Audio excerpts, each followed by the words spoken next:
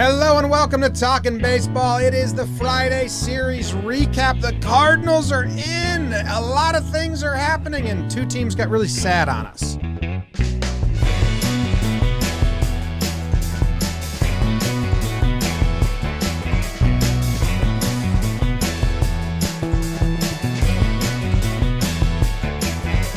Hello and welcome to Talkin Baseball. My name is Jimmy. Sitting next to me is Jake in California. We got Trevor Plouffe, and in the corner behind the dish, we have producer Zach. No BBD today on Talkin Baseball, brought to you by DraftKings. Zach subbing in for the great Beavers.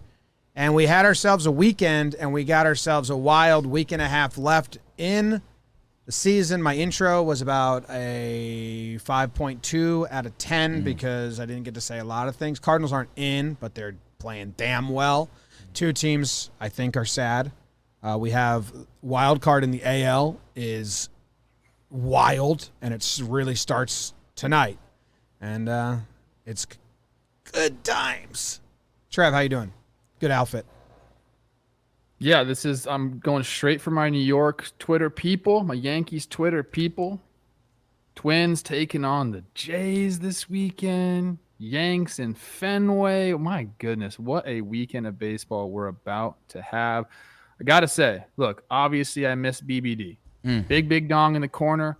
Love the guy. But if you're going to put someone in there to replace him, holy shit.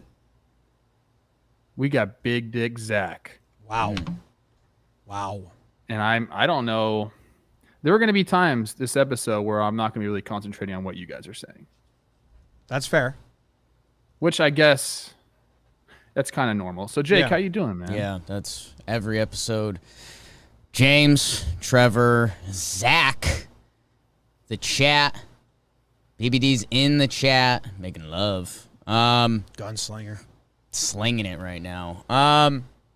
Guys, I'm doing well. Baseball couldn't be hotter in the streets. Went to a concert last night. Grizz, Trev. Not Rez. Grizz. What? Good vibes. Good times. It was one of those no cell phone concerts. He was playing some of his new stuff. Didn't want it out there, so they put in one of those pouchy things. Got rained on. Just hot. There's a lot of loving and touching in there.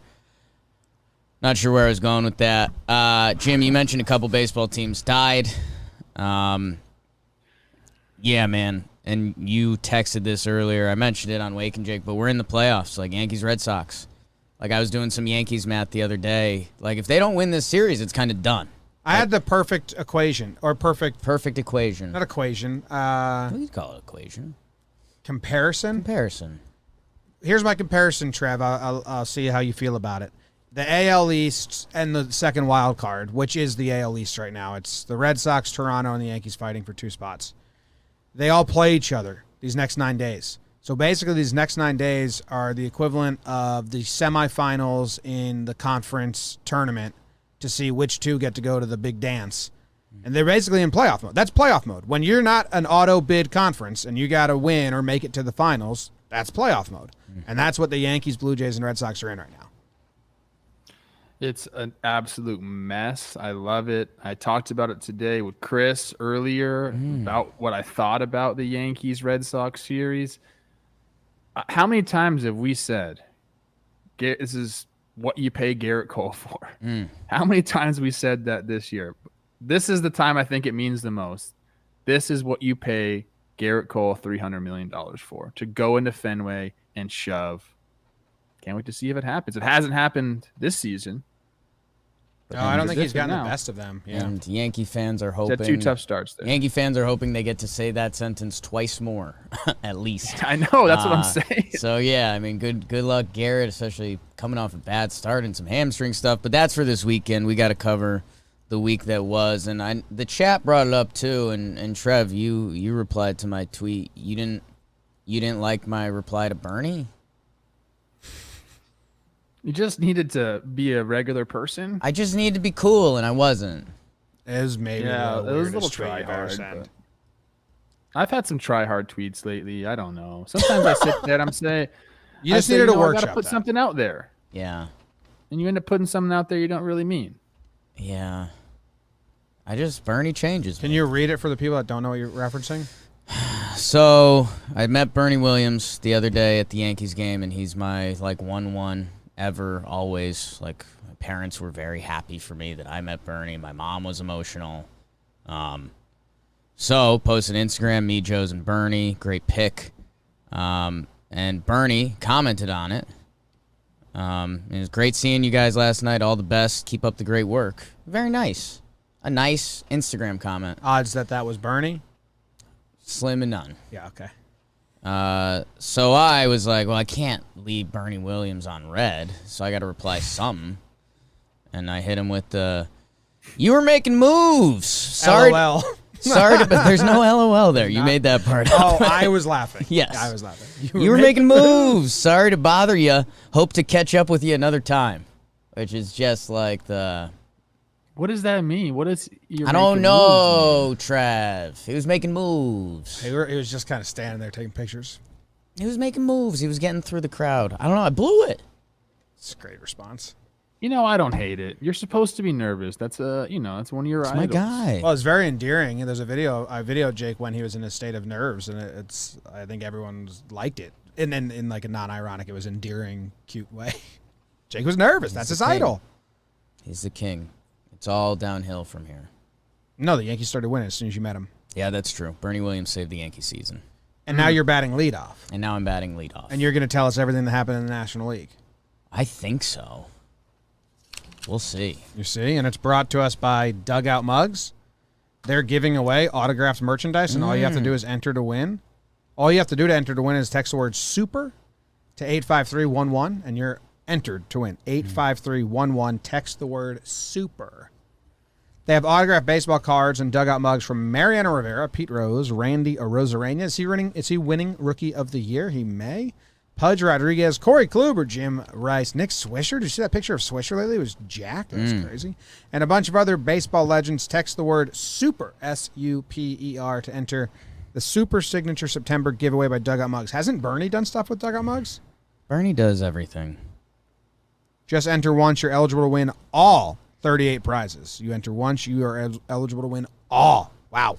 So you got text the word SUPER to 85311 and be entered to win the autographed prizes. Jake. Randy is the AL Rookie of the Year favorite, like big time right now. Yeah, Randy is. It's Randy Mountcastle. Adelise. And Adelise. And Adelise and Mountcastle, because we were sitting next to an Orioles fan who was talking to me about this, and I looked up Adelise and Mountcastle, and they almost have like identical seasons. At least offensively. I didn't look at WAR. Or Jonathan defense. India minus 1150 for Rookie of the Year. Ooh. Whoops. I love that. I kind of have a hot take on that, on Rookie of the Year and stuff, but I don't want to Okay. do it right now. It's your turn to tell us what happened. We'll get to that later. I don't know what happened. Can you tell me? Fellas, bird is the word. My St. Louis Cardinals have reeled off 12 straight wins to basically secure the playoffs. And man, they played at the Brewers. They take down Peralta. They take out Woodruff. Mr. Anderson, talented from the elbow to the fingers. They get him, and then the fourth game of the series, Brewers go up 5-0. Every winning streak has to come to an end, right? Wrong. They come back from down 5-0. My guy Goldschmidt, might hear about him in a little bit. These Birds are playing different right now. Man, and it looks like they are going to be in the wild card. Which NL West team will they get? Goldschmidt's nasty. Molina was doing it. Woodruff matchup. That gets your Wood excited. Cardinals sweep 4 games from the Brewers. Brewers half don't care. Padres in Los Gigantes, and the Giants take 2 out of 3 as the Padres ship is burning down. My goodness. Gossman and the rest of his merry men. You guys see that pick? They win the first game 6-5 over Musgrove. Scott Kazmir got the pill in game 2 as the Giants win that one 8-6. Padres salvage the series, kind of, as they win in the 10th inning 7-6. These teams hit all series. 13 extra base hits for the Giants. The Padres out-hit them. 573 slug as a team, but they still dropped the series because the Giants win games. We know this. That's just what they do. Watch out for this Camilo Doval. Don't know if I'm saying it right. Throws gas, hit 102.5 on the gun for the Giants. Jake Arrieta DFA'd by the Padres. Oops. Dodgers, Rockies. Dodgers take 2 out of 3 from formerly my Rocks. Dodgers win the first game in 10 innings. Urias versus Senzatella. Oh, mouse. Marquez versus Buehler in the second game. That's the one the Rockies got. How about it? Those Rockies in Colorado. Dodgers, they go to extras again. This was on Scherzer Day. Don't play the Rockies in Colorado. You don't want that smoke. CJ Cron hits. He's having a great year. Good for him. Albert Pujols with the go-ahead hit in game 1 of that series. Story with the go-ahead hit. Muncy with the go-ahead hit. Man, the stars showed out. I like that. Dodgers take 2 out of 3. Braves take 3 out of 4 from my Snakes. You know it. He did it in game 1. 6-1, 9-2 Braves. D-backs in that 4th game. Let's go. Mad Bum versus Morton. Have you guys seen Morton's slider? No. Gross. Maybe. Go to Pitch Ninja like now. Morton's doing gross stuff with his slider curveball. Braves mashed. Riley and Albies each hit their 30th homers of the season to make the Braves the second team in MLB history to have their primary first, second, and third baseman all hit 30 dongs. That Braves infield, I tried to tell you, don't miss your flight. Reds and Pirates, man, they split 2. Game 3 was postponed. These Pirates are a little frisky since they called up Cole Tucker. Reds won the first game 9-5 with Gutierrez on the bump, but the Pirates, man, 6-2 in the second game. Sugo. He kind of went nut job for the Pirates of late. I love that. Cole Tucker, go-ahead RBI single in the 5th inning. Whoops. Sorry about that. Vanessa's Instagram lately. We'll talk about that later. Holy smokes. Marlins hosted the Nats. Nats take 2 out of 3. Oh, we don't care. Luzardo, sure. Rogers versus Rogers. That's always fun. Oh, but that series, I mean, nothing matters. Josiah Gray had a good start. And that's what happened in the National League.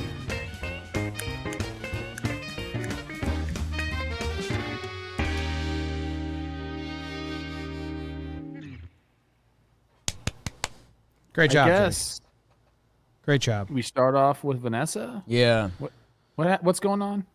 Hey, man, again,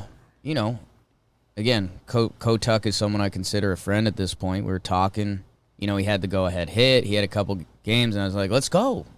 Let's go. And then we were talking life a little bit, and hey, just honesty hour. That's Hudgens, beautiful woman. She's starting to do some work with Rihanna's Savage Fenty line, and the content is flames emoji. I told Cole, I was like, dude, good for you, bro. I'm laughing, but I know exactly what you're talking about. I know you do. Snaps to Cole Tucker, baby. Let's go. Snaps for Cole Tucker. Can I tell you? And for Vanessa. Yeah. Cardinals have won 12 in a row. Whoops. They just had a 4-game sweep of the Brewers. I was trying to write them all down because I noticed this, but I didn't get a chance to write them all down. In game 1, walk, bunted them over, single scored them. In game 2, they won 2-1 against the Brewers. It was Woodruff in game 2. Woodruff-Woodford. The Wood matchup. That was the Wood. The first run, the Cardinals scored walk, stole second, ground out, moved him to third, line out, scored him. The second run they scored, walk, stole second, single, scored on the single. Game 3, walk, fielder's choice, throwing error. Then they bunted him over to third, and then they sacrificed, flied, him to score. The next run was another run hit by pitch, fielder's choice to move him over, sac fly. Another run, single, moves over on a wild pitch. Then they sacrifice him, and then the double scores him. I don't know the numbers on it and what's normal and what's not normal, but the amount of times the Cardinals in the series against the Brewers moved their runner over via out or stolen base or hit by pitch or error was crazy. Whatever base they were on, they were to the next base and then they just kept playing small ball. So kind of cool when your team does that and it works and they win 12 in a row and you're just playing baseball. Yeah, you don't see that too often. That is the Cardinals' way, and I think they kind of got some grief for sticking with the Cardinals' way. And when everyone else is, basically trying to just get on base and hit 3-run Jimmy Jacks, it is refreshing to see some move them over, steal. I think stolen bases are probably the thing that needs to really, really come back in the game. Put so much pressure on a defense. I think one way to do it, to get guys to do it, and I think this actually should happen for your statistics. If you single and then you steal second base, you should now be credited with a double in your slugging percentage. Like, why not? Like, you're on second base now. I'm open. I don't know if that's the end result that you have there. I like, but I don't know if that's the formula. Something like that. So, like, stolen bases should be part of OPS or whatever stat we want to reference a lot. Make our own. Yeah. Because if I have a guy that can hit a double but slow, or I can have a guy that hits a single that's going to steal second base, I'm probably want the guy that's going to hit a single and steal second base. I'm into that. Yeah. They had 3 stolen bases in this series against Milwaukee. I'm trying to see how many sac flies and sacrifice hits they had.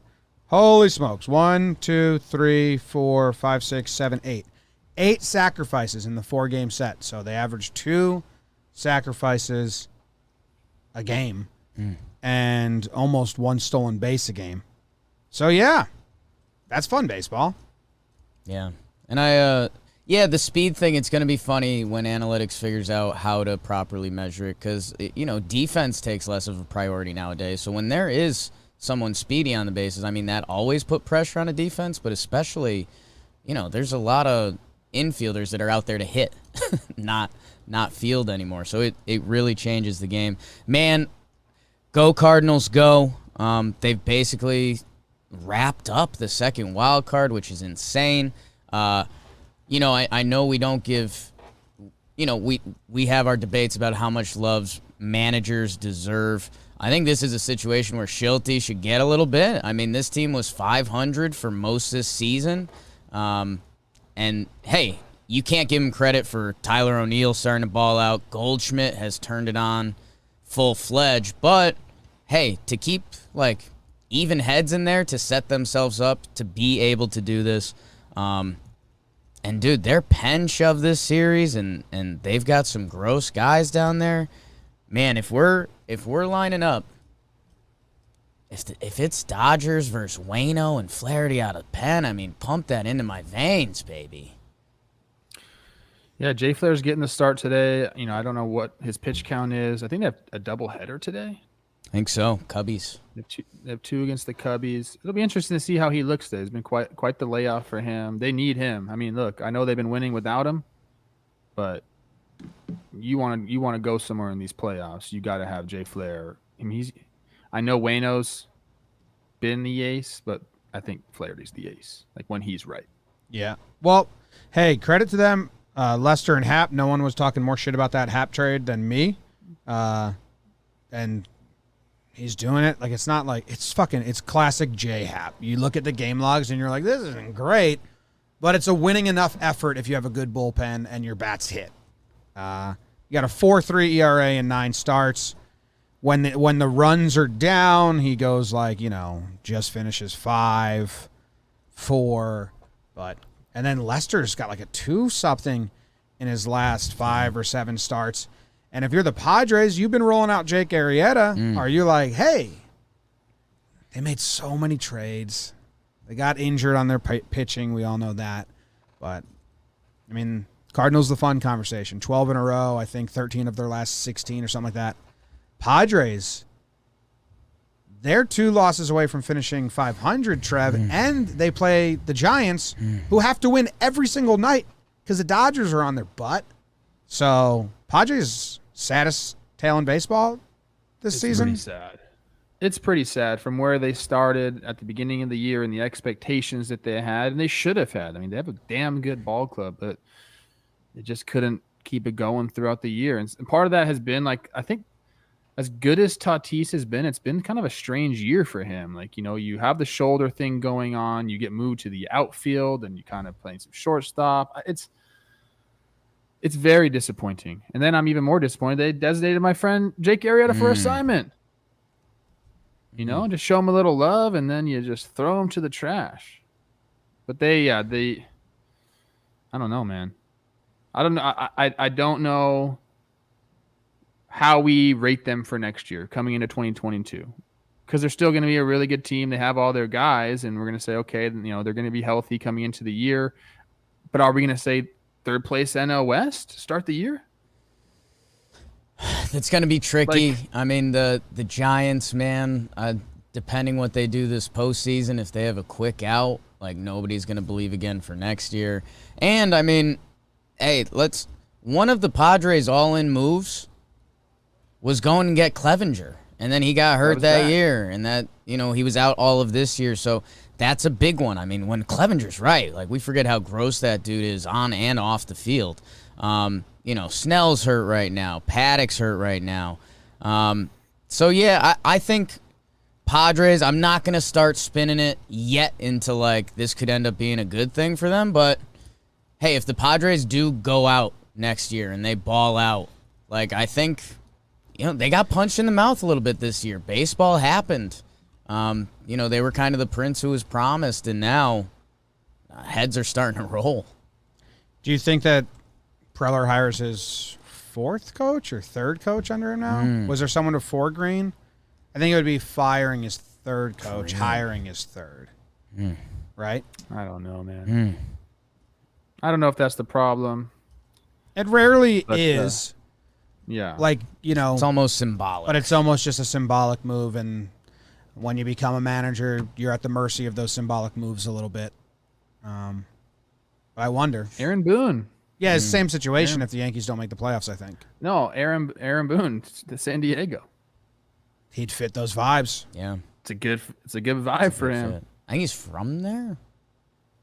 He's SoCal somewhere. SoCal somewhere, yeah. Nevin's from San Diego, so maybe Nevin's Nevin from would go with San him. Diego. Ooh.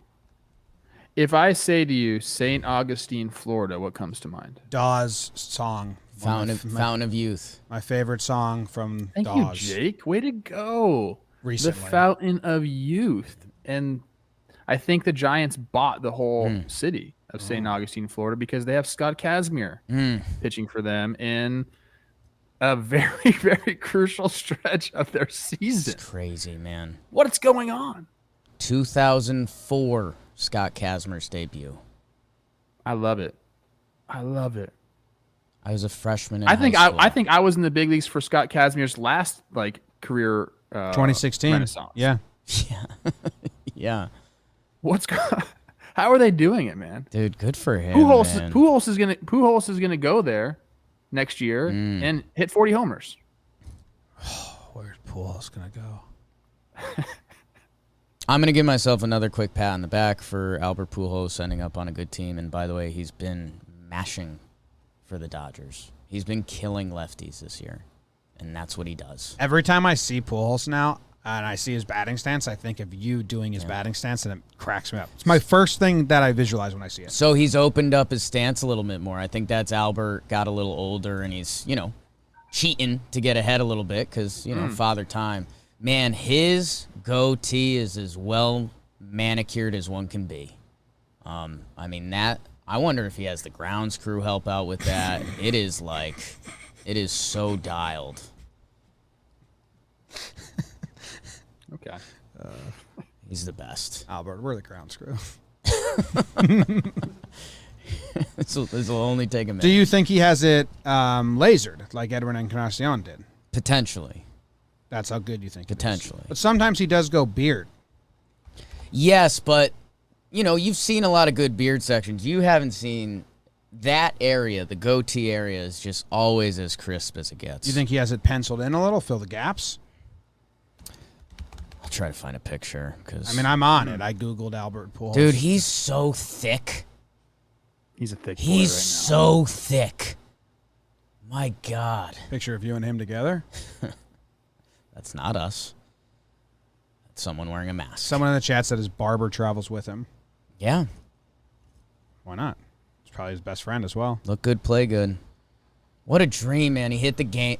Dude, he's living the dream right now. Well, I think for a long time he's been living the dream. He went over. The highest paid Hall of Famer. No, he went over to the Dodgers, and in this game, he had the game-winning pitch hit, RBI single, and got pinch ran for instantly.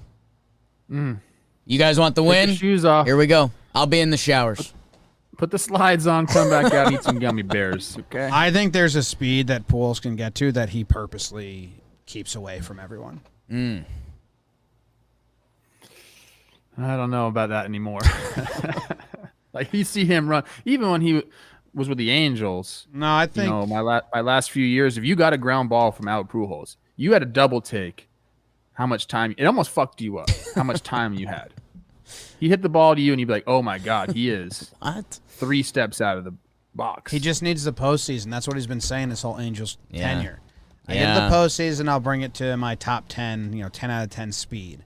So we haven't seen it. We might see it now. We might beat out a single. I'd bet on it right now. I'd bet 1 penny. I'd probably get $1,000 back. I could see Albert beating out like a big double play in the postseason.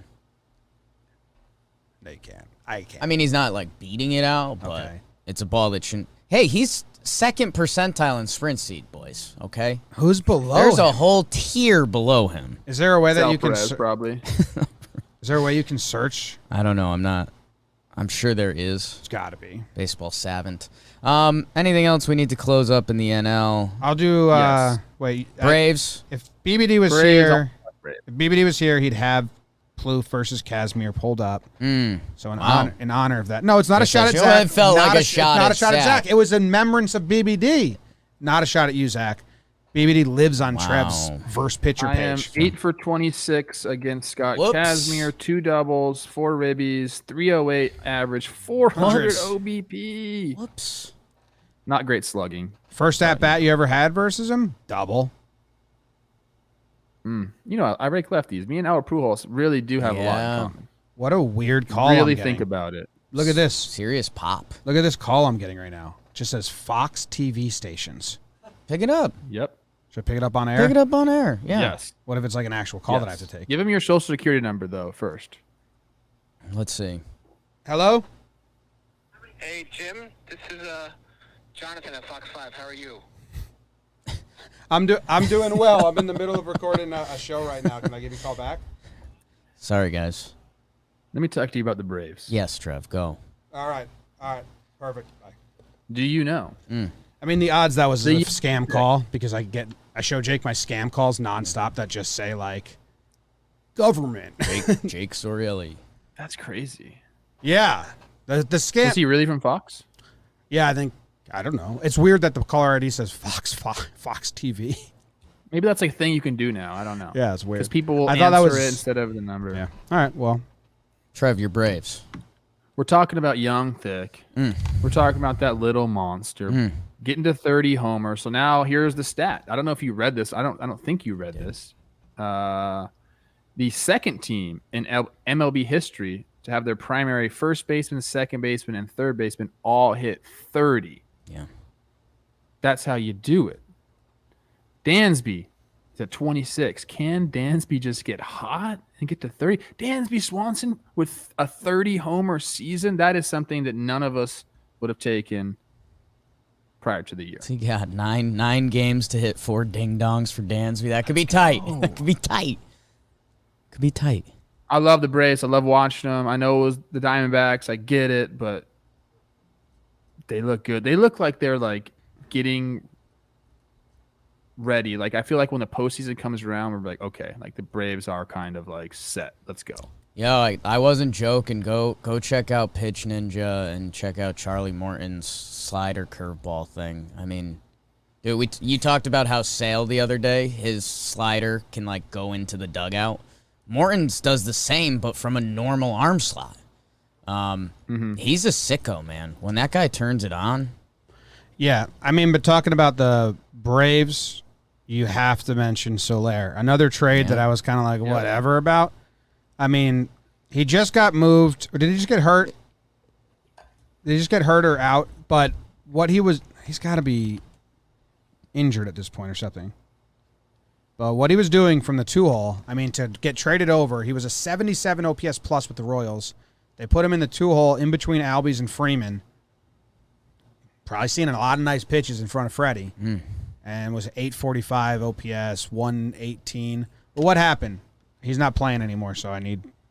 Braves fans, let us know. Rosario came back. Dude. Is that what it is? He just go to the bench? Rosario's been killing it for the Braves. Soler, 845 OPS. Adam Duvall, 857 OPS.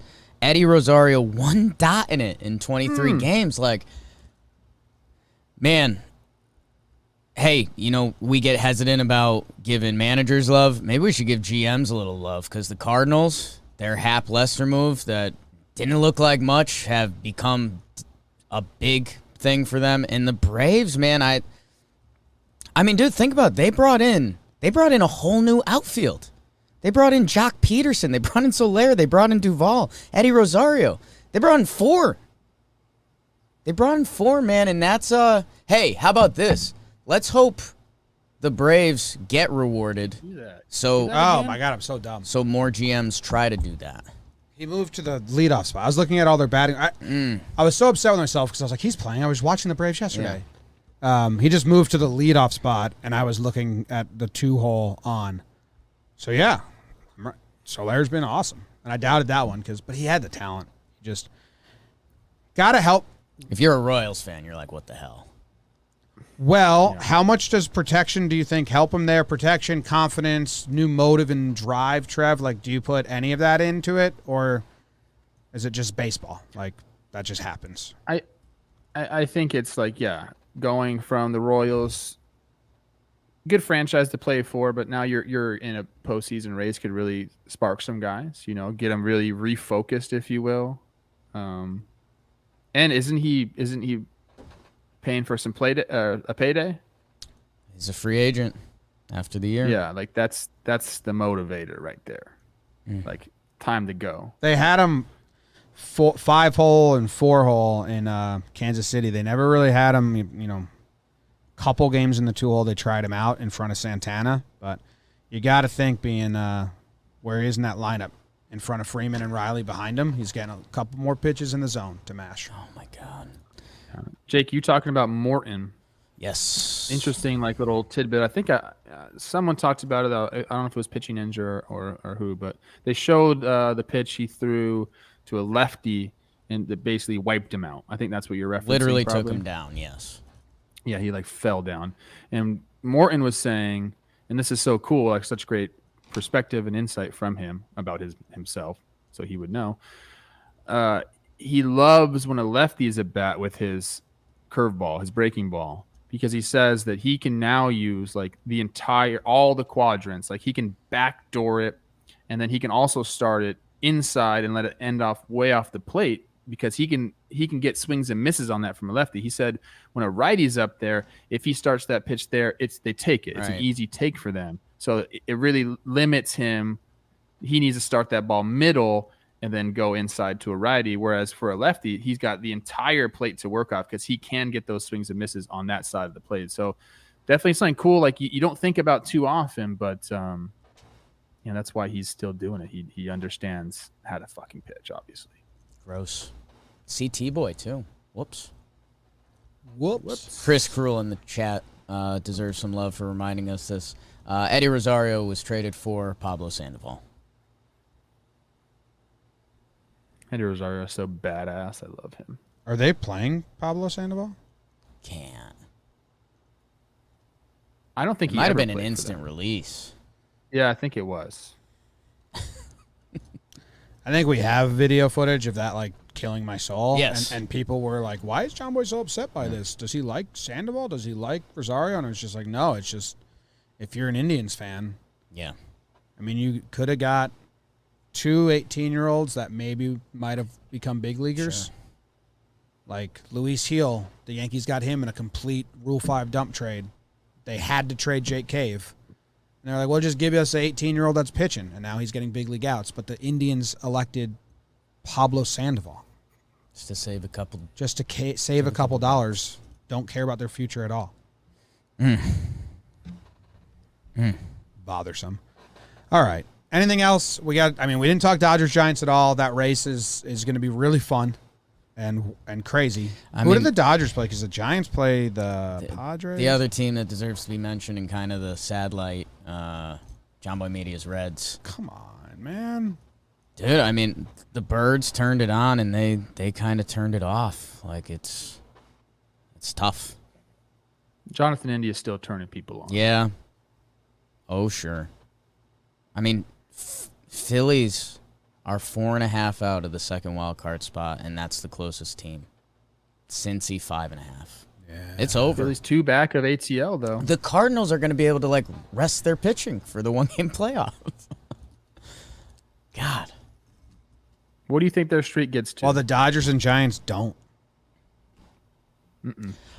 Honestly, with the Cardinals not losing yesterday with the big comeback, like I think you start going Looney Tune mode.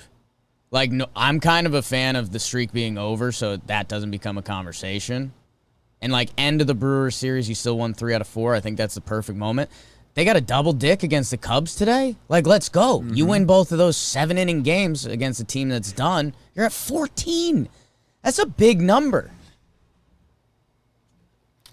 Yeah, man, it's wild that the Cardinals are in the better spot for the wild card than the Dodgers Giants. Team-wise, talent on the team, I'm not knocking the Giants or Dodgers, but those guys want to win the division. They're going to go to the end. They're going to use all their relievers. They're going to use their best starters. They might put someone aside just in case because they're not going to burn all their starters for the wild card. But the Cardinals get to make sure all their top pen arms are ready for that wild card game. They're going to get their starter, Waino, lined up.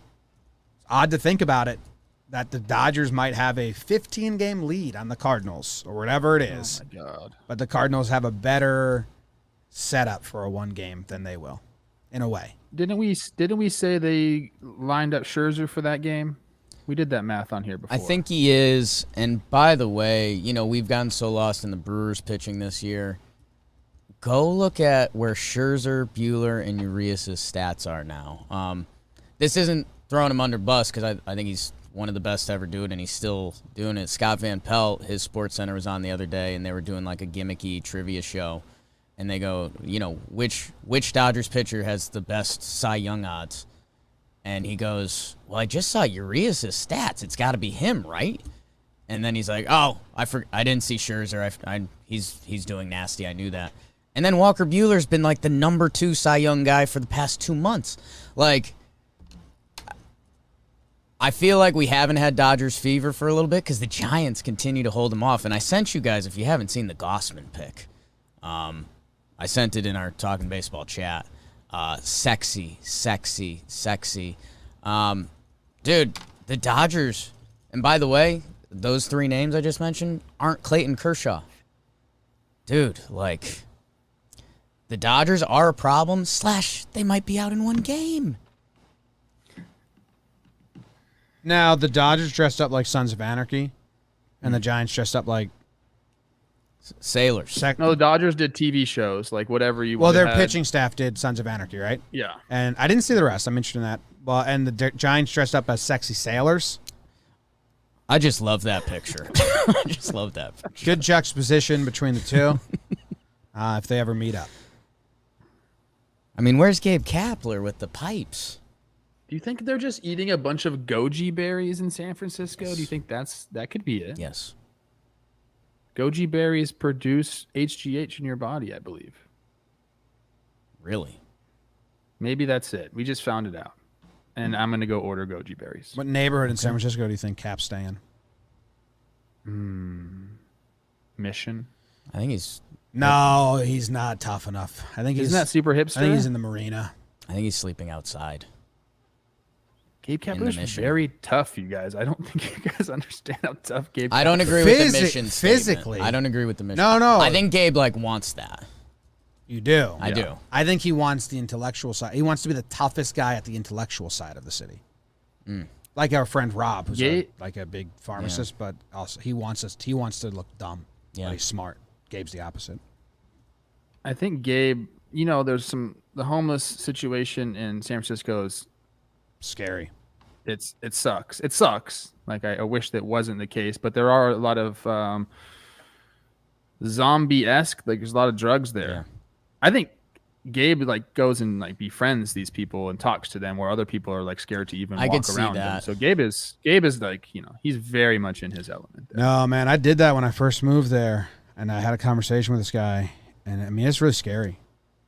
They call it like the there's a lot of drugs downtown, man. I went to school like right by like kind of Tenderloin, 5th and Mission, like that area. And like at like 2:00, it's like they call it the witching hour. It's when everyone's coming down looking for their next fix, and it's honestly just zombies. It's really sad.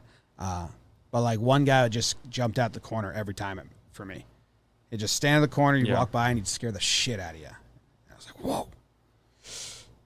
I think one of the last times I was in San Francisco, I think I went to a convenience store and I started walking with a limp just to like blend in a little more. Maybe. I think I did. Well, we got to figure that out. Okay. Right? That needs to be figured out. Well, California won a lawsuit against Utah or Nevada because they took all their psych patients in their hospitals and gave them one-way bus tickets to California. Messed up. Gavin Newsom. Messed up. He had some big tax initiative where we're going to try to fix homelessness and stuff, which is, I'm in for that.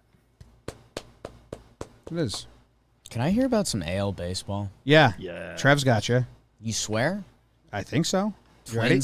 Twins jersey, Yankees hat. Are you ready, Trev? The AL is brought to you by Canadips. Little pouches, no nicotine, no tobacco, though. Humboldt. You got to get it right. Canadips CBD, not nicotine, not tobacco. CBD has mastered a discreet and fast-acting way to consume CBD and has provided it in a format that can help you evolve your dip. Canadip CBD pouches are a versatile, effective product that allows you to live on the edge and enjoy filling your lower lip. Canadip CBD is offering our listeners a great offer. They are so confident you will love the dips and want to offer you 20% off site-wide to help power you and your squad for the playoffs. Head to CanadipsCBD.com. Use promo code BASEBALL20 for 20% off site-wide and become a hero. These Canadip CBD pouches are all natural, spitless, and are great to use wherever, whenever. No tobacco, no nicotine. How do I fit that in the song? I'll be there, you'll be near.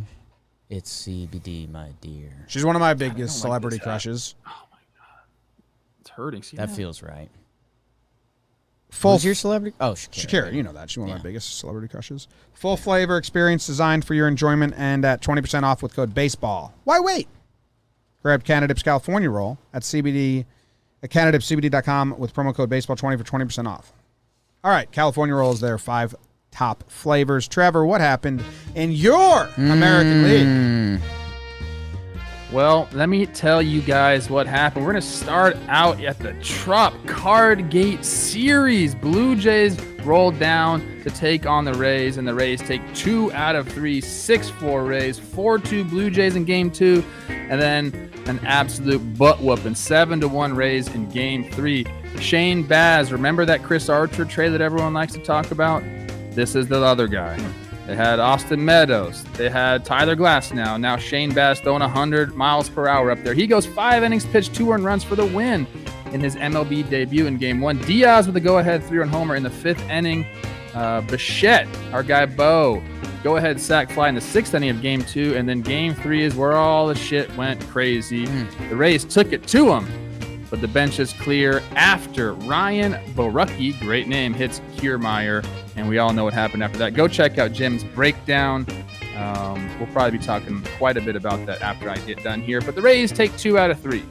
Moving on, the Rangers go up into New York.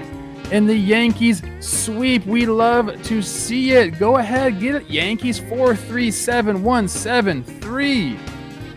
Yankees bullpen goes 4 2/3 shutout innings with just 2 hits and no walks in Game 1. Montgomery goes 5 2/3 with 1 run for the win in Game 2. Sevy comes back and throws 2 shutout innings in his season debut. Good to see him back. And Torres go ahead RBI double in the 8th inning of Game 3. Kind of stinks because our guy Hearn looked pretty good. We love him, but the Yankees do it, man. They get the job done and get the sweep. Mariners go into Oakland, and the Mariners sweep a 4-game set. Oakland, what is you doing, baby? 4-2, 5-2, 4-1, 6-5. Mariners flush. Tyler Anderson goes 7 innings pitched with 1 earned run for the win in Game 1. That's his best start as a Mariner. Gonzalez goes 6 innings pitched, 2 earned runs for the win in Game 2. Flexen, 7 innings pitched, 1 earned run for the win in Game 3. Is that good for your starters? I think it is. Luis Torrens with a go-ahead 2-run homer in the 6th inning of Game 4. A 4-game sweep. The Mariners are still in it. The A's, they are not. Chris Bassett comes back, though. Shout out him. We'll talk about him later. White Sox at Tigers. Tigers sweep. Not really a what is you doing, baby, because the White Sox don't really care right now. It's only a 2-game set. Game 3 was postponed. 4-3 Tigers, 5-3 Tigers. Harold Castro, the go-ahead RBI single in the 8th inning of Game 1. And my guy, Nico Goodrum, go-ahead RBI single in the 7th inning of Game 2. Are they going to have to make up this game? It probably won't even matter, so probably not. Astros go down to Anaheim, and they take 3 of 4 from the Angels. 10-0, 10-5, Jesus. 9-5 in Game 3 and 12 before the Angels avoided the sweep 3-2 in Game 4. Our guy Framber goes 7, shutty. More about him later in Game 1. Astros score 4 in the 12th inning of Game 3, including Jake Meyers' go-ahead RBI single. Garcia goes 6 shutout innings. My goodness. And then for the Angels, Mayfield with the go-ahead 2-run double in the 6th inning to avoid the sweep. Odorizzi's on his way back. That's a good thing. And the last series, Royals at Indians. I know we're going to say we don't care, but we do care. We're talking baseball. Royals take 2 out of 3. It was supposed to be a 4-game set. Game 4 did get postponed.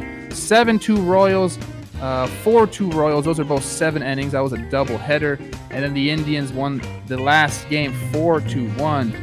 Brady Singer, I got a lot of his rookie cards. Pitches a 7-inning complete game with 2 earned runs in Game 1. Go off, King. Anthony Ghost, that was the story of Game 2. Comes back to the major leagues as a pitcher this time. Goes 1 2/3 innings pitched with 1 earned run, 1 hit, 1 walk, and 1 K. Fun to see him doing his thing in the show again. And then our guy Quantrill goes 6 2/3, 1 earned run for the win in the 3rd game. They get that one, but the Royals end up taking 2 out of 3. And that, my friends, is what happened in the American League.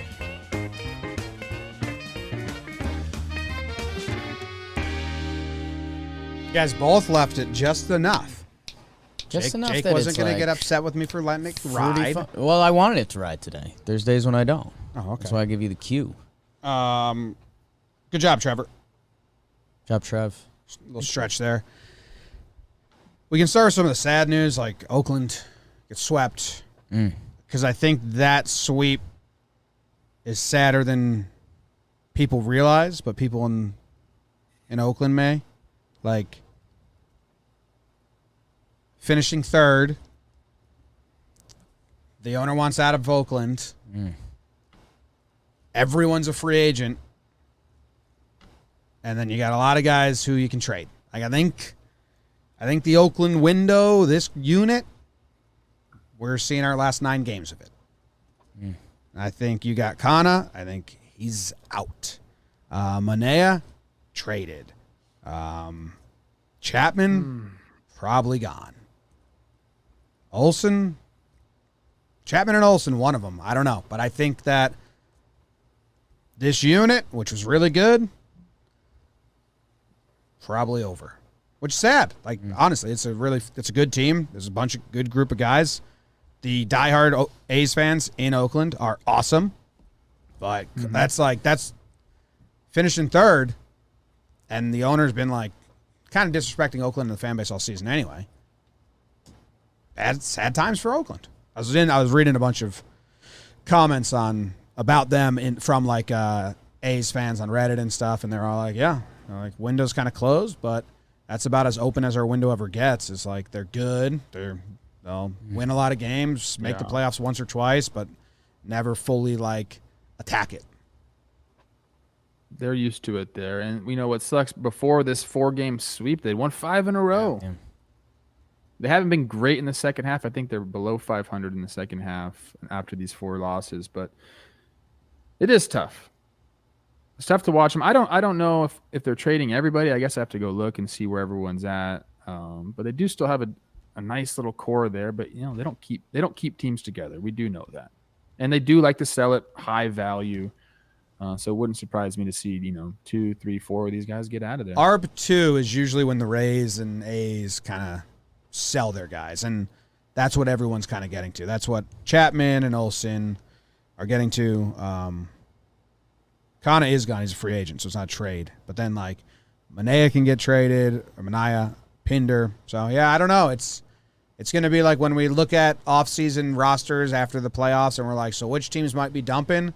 I think they're going to come to mind. Tough, man. Laureano gets suspended. He's a huge part of that team. One of their bigger offseason moves, they signed Trevor Rosenthal coming off his awesome season last year, and he was out before the season started. He was supposed to be their closer. So you look at how some of these little things come together, and they made moves at the deadline. Chafin's been gross for them. They traded for Starling Marte, which I at the time said, I hope I'm thanking Oakland for him not getting traded to Houston. Luckily, the Yankees have a lot bigger problems than to think about that. But, man, yeah, I don't know. And you mentioned trading at a high. That makes me think my guy Matty Olson is arguably, I think he's having a top 5 MVP season. Matty Chapman kind of had a weird start to the year and all that. If we're talking about getting value, my guy, date my daughter, Matt Olson. And on the flip side, Mariners, they sweep them. And the Mariners are kind of cementing their next year as maybe buyers. Maybe Seager, maybe Seager's off third and Chapman comes up north. We love the 2022 Mariners. I think we were the first on the 2022 Mariners. Could have been. I think don't know. I've been following it. I think I'm gonna give myself a little back pat. I said I think the Mariners are gonna be the fun offseason team, and the team has given them every reason to do it. First of all, J.P. Crawford, big time. But yeah, man, I mean, he had a big series too. Kelnick's up. He's been hot. He's been hot. They made that Toro trade. Toro. Kyle Lewis has barely even played this year. Ty France. Kyle Lewis has barely even played this year. They've got Julio Rodriguez, huge prospect for them. Could be up next year. Oh, yes. And, hey, Seattle fans, they're 2 back. Yankees and Sox are going to be punching each other in the face this weekend. Sox could basically end the Yankees season. And then, hey, Yankees play Toronto after that. Yankees knock Toronto down. Seattle, keep winning. Yeah, I was trying to keep swinging that sword, baby. I was trying to figure out Seattle's path because, say, the Red Sox sweep the Yankees, that's what Seattle would be rooting for. But then Yankees, Toronto, I think they'd want the Yankees to sweep Toronto. Yeah. And then the Rays to sweep the Yankees. It's a lot. It's interesting. It's asking for a lot. Just keep winning games. Yeah. That's all you can do. And just to think about how their season started with, the front office saying dumb stuff to a Rotary Club and this, saying that Seager wasn't going to be back. So you got his wife on Twitter being like, I guess we're moving. Yeah. And here they are, man. Like, you think they pick up Seager's option now? No. Probably not. But good chance to, re-sign him. Maybe, yeah. Now he's not coming back. If they don't pick up his option, there's no way he's coming back. They offer you the most money. He's pissed. Seattle's home. All right. Anything else before we get to the crazy teams? American League. Fringe. The Tigers sweep the White Sox. Third game, it was 2 games. The third game got postponed. And I think the White Sox just decided they turned it on. They played a doubleheader yesterday, which doesn't count as the recap. But I don't know what they did in game 2, actually. But in game 1, I believe they won handedly. Let me try and... Nope, then they lost game 2. Well, they clinched. They clinched. So they were happy. We got to see the locker room celebration. Lucas Giolito pouring champagne all over his face, which I love. I think those are my favorite baseball highlights of the year. The champagnes. They're always fun. Like that's so fun. It's so fun to amazing, watch that dude. stuff. You get to see a lot of players' personalities that you don't get to, that are different, and you get to see which guy, you don't really know his name, but he's going the craziest in the clubhouse.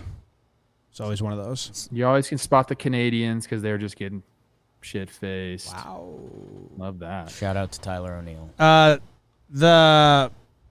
I'll save the Kiermaier stuff for the end. So the Yankees sweep the Rangers, which is good. They're in a position now where their destiny is in their hands, playing the Red Sox and playing Toronto.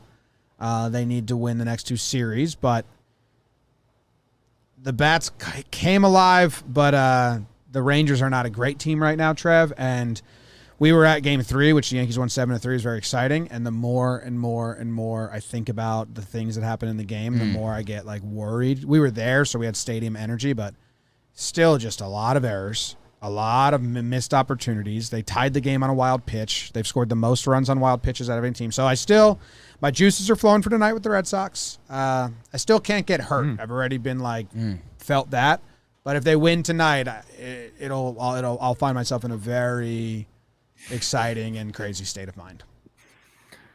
I got to say, as my first year part of Yankees Twitter, it's a ride. Holy shit, you guys. Well, they have been the streakiest team in baseball this year. So the ride this year is different than any other ride we've been on. Okay. That makes me feel better because I don't 2022. I don't know if I can I might have to unfollow some people. I got a lot of Yankee stuff on my feed, and it's they lost 12 in a row. Then they won 12 in a row, but even when they win, they don't look good doing it, and that's the part that people say is obnoxious. But we did this. We do an analytical thing. The Yankees have the least amount of blowouts in baseball on either side, so they have the most amount of close games. They have the least amount of wins by 5 or more in MLB. So every game's a roller coaster. So every win feels like you just scraped by, and every loss feels like your bullpen blew it. That's been the whole season. So it's just nothing but high emotions and craziness. Their one-run game stuff is insane. 2-run games as well. But yeah, they like you said, Sevy's back, which was a cool moment for Yankee fans. I mean, that was I said this on Talkin' Yanks, but early Talkin' Yanks, that used to be the internet battle. It's Gary Sanchez stuff, which Trev, I know you've jumped in the teeth of, and it was is Luis Severino a true ace? And man, 707 days since he pitched. He didn't look like top of the line ace Severino, but he hasn't pitched 707 days. So that was nice. They got Mike King back in their bullpen. Herman is back. And those could be 2-inning impact guys. I mean, they got 9 games left. You pretty much have to go 6-3 if you want to dance. Just have to play really clean baseball, and we haven't seen that a lot. And of the 3 teams going for the 2 wild cards, they have the hardest path. The Red Sox and the Blue Jays have much easier paths because right now those teams are a little better than the Yankees, in my opinion. And they play the Yankees, and then they play Baltimore and the Twins. And the Yankees have to play the Red Sox, Toronto, and Tampa. So I wouldn't. Twins going to be spoilers? I wouldn't. I don't know. We'll see. I wouldn't right now. I think rational brain says it's Red Sox and Toronto in the wild card. You're putting 6-3. That's the record. I think so. because 7-2. those games are against Boston and Toronto. So if they go 6-3, that means they've taken so many games from Boston and Toronto along the way that I think that would get them home. They need to win both those series. If they go 6-3. 5 of them have to come, and they just need to go 2, and they need to win. You're going to feel a lot better, but I mean, if they win one of the series, and then they sweep Tampa to end the year, that probably gets them home. But I mean, that's the Rays, man. As if the Rays, even while clinched, would let them sweep all 3 games. They would pitch every pitcher in the Saturday game to ruin the Yankees season. I think they are anyway. Everyone goes 3-batter minimum. I think they are going to. Doesn't matter if you get them out or not. That's what teams do in preparation for the postseason. Is they just let all their relievers get 1 inning to go shove. and get right. So I think the Yankees aren't going to face an easy Rays team. They're going to face a Rays prepping. They're going to their starter and then reliever games, which are hell. Let's go Twins. Go Twins, go. The Blue Jays and the Rays, they're in the AL recap, and they had the most drama. The Rays took 2 out of 3, like we heard. And then we got Cardgate. How about that? Kiermaier tries to get a Little League home run on an error by the third baseman. Slides home, tries to get sneaky with the tag. Alejandro Kirk's sheet, which, Trev, can you give insight on what might be on that catcher sheet? I know you asked around. Yeah, I talked to my buddy Drew, and my thought was it was just pitch sequences, like signs for runner on second base. You see the pitchers all the time going like looking at their sheet and going 4, and the catcher going okay. But Drew said it can be more than that. It can be just that. It also could be,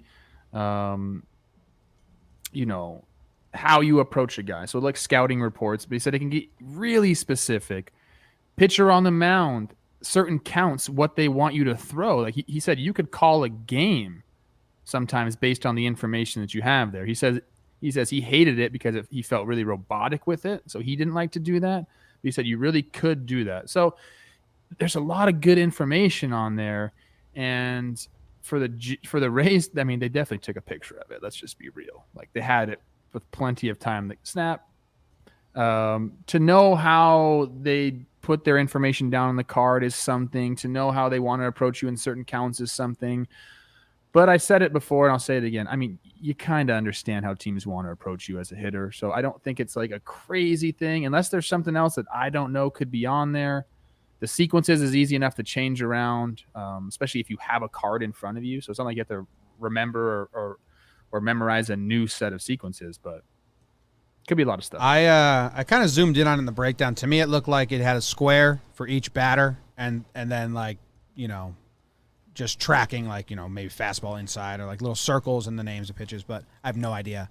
But the Blue Jays said if there's one piece of paper we wouldn't want them to have, it's this. Which why would you say that if you're the Blue Jays? Like that. I think the Blue Jays. I am so torn. If you're a fan of either team, obviously it's black and white. I like and dislikes. Or not like, but I'm fine with and not fine with so many different avenues of this thing. Like Kiermaier taking it, yeah, who cares? Kirk ran away. He was on the ground. Take it. It's not like he dug it out of his pocket or like snuck into their clubhouse and took it. It was right there. Kiermaier acting like it wasn't a sneaky move. Like, come on, dude. Just if your Kiermaier just was like, yeah, thought it could help us out. It was just laying there. I dug it. I think people would. Be fine with that. They could have done it so much differently. Like Kiermaier could have just snatched it up, put it in his back pocket. Yeah. Because that's what he would do if it was his. Yes. Put it in your back pocket. Go into the tunnel and say, Coach, follow me. Give it to your coach. Take a picture of it. Then just go give it back. And be like, oh, we didn't even really I thought it was mine. Here, take it back. The whole shenanigans, the charades that played out was interesting to me. But I guess, it was the heat of the moment. That's the thing for me, and it's kind of how Jimmy's voicing it, but for me it doesn't get me jazzed up at all. The whole thing is like a pile of bleh for me. Like I don't even like that catchers have these cards that could have that much information on them. Like that's what and like so that part is kind of Like Kiermaier stealing it, yeah, he's open to that. I think this would have been a non-story if he just taps it and gives it back to Kirk. And I wouldn't think less of him as a competitor, and then the Blue Jays and how they're handling it and all of that. Like, I don't know. The whole thing should be exciting but for me, it's just like, almost like everything is like -1 point in my head, and I just don't like it. Some people are like, oh, it's like finding a wallet on the ground and stealing its money. It's like, no, it's not. That's robbing a human being. This is gamesmanship and you're competing. I think the equivalent is if you get into your classroom early and your teacher left the answer sheet on like a student's desk. It wasn't her desk, but she was just like, it's just lying around. You're going to take a look at that and you're going to feel not great about it, but you're going to get the answers and you're going to like use it. And if you get caught, you're going to get detention or whatever, and you're going to be like, whatever, I deserved it. So I don't even really have a problem with Kiermaier getting hit, which is where I'm really odded out by my own brain, because I don't like throwing at batters. I'm always pretty like, don't. Like, you have like a weapon in your hand, don't do it. But the way he did the interview and stuff, I was like, adds up. Like, it was very much him and not like, well, you're a pitcher, hit one of our guys, so we're going to hit another random guy, and innocent people being like, the way he handled the interview, I didn't even mind that they hit him. So I was enthralled or like humored by the whole exchange. I actually agree with you on that. I'm also on the no-hit batters committee. But I think this might have warranted it a little bit, except for one thing. You said it was water under the bridge, dude. I don't like you coming out and saying that, saying, oh, we're done, it's over. And then hitting him anyway. And then not only just hitting him, you wait 2 days and wait till the game's out of hand to hit him. If you are so mad and you really want to send a fucking message, go hit him. I understand you're in a playoff race. You don't want to put a runner on base when it might mean something, but like, that's what you do. If you want to be a tough guy, that's what you do. But don't Charlie Montoyo going and saying it's water under the bridge.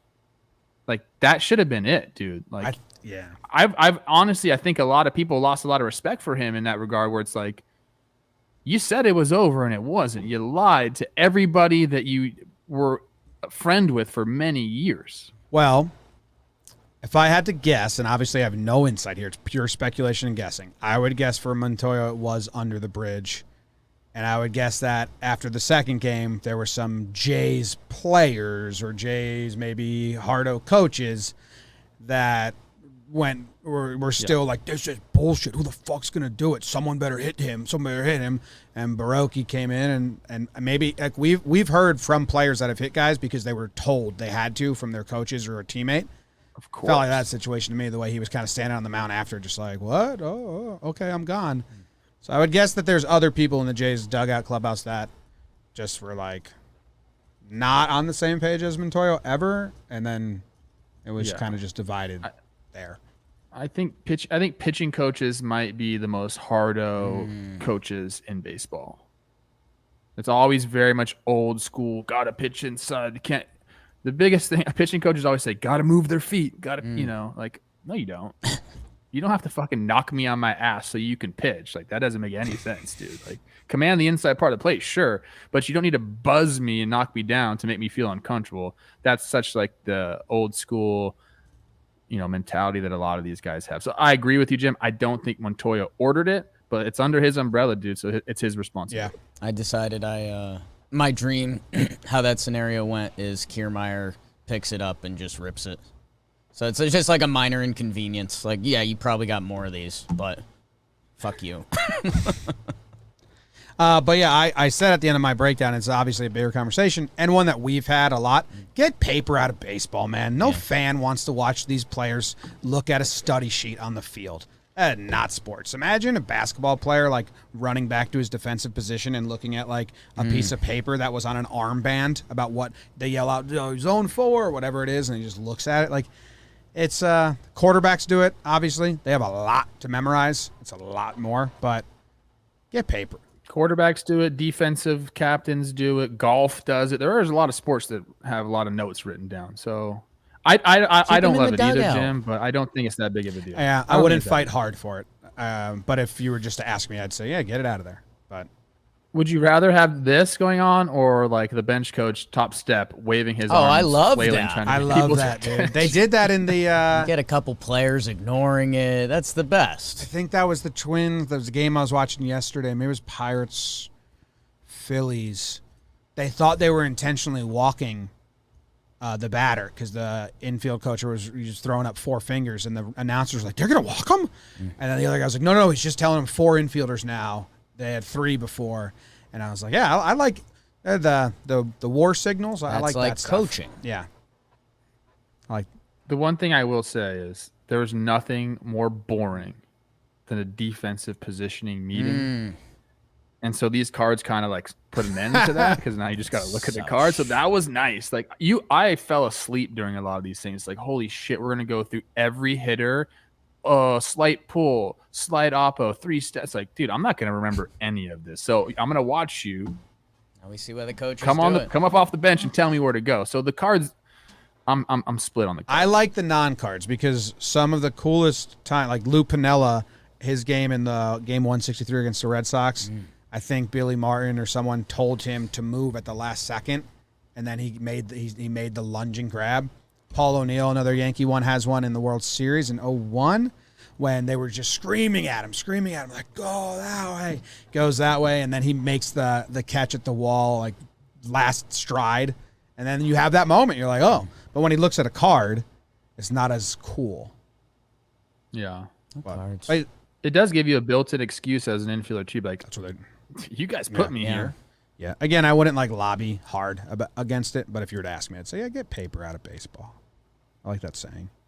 I'm gonna pee quick. I'm sorry. You're gonna miss my interleague. I know, dude. It's all right. I have to. I need to click in and click out too, Jim. I'm at the Yeah, hour it's fine. mark. I'll go solo, man. We'll do the interleague. I didn't. No, I'll be right back. Ready, Zach? You ready with my? I'll be back, Zach. I don't know if I think so. it's a robot picture. Okay, Yeah, I've I'm got going. the robot. All right, what is wrapping in the IL? The Mets went up to Boston to play 2 games against the Red Sox, and they stunk it up as the Red Sox beat them 6-3 in Game 1, 12-5 in Game 2. Erod and Sale pitch for the Mets. Stroman and Walker pitch. Erod and Sale pitch for the Red Sox. Stroman and Walker pitch for the Mets. The Red Sox slashed .324 with a .403 on base. They had 15 extra base hits. How about that? The Red Sox starting pitchers, .386 ERA. Mets starting pitchers, I think this is mostly Walker. Not good. 12.86 ERA. Not good at all.